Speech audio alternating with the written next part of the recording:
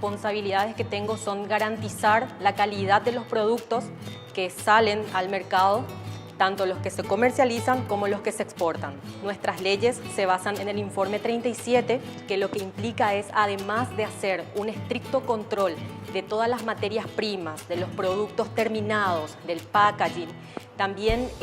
hacer un estricto control del agua como materia prima, del aire y también desde el mismo confeccionamiento de los equipos que van a ser utilizados en los procesos productivos. Es importante mencionar que tanto los productos que se comercializan en nuestro país como los que se exportan tienen que cumplir los mismos estándares de calidad. Los productos que se exportan tienen que competir con el mercado de esa región, lo que implica que tengamos que adherir nuevas tecnologías a nuestra industria, que de hecho ya se estaba implementando desde hace tiempo, lo que nos permitió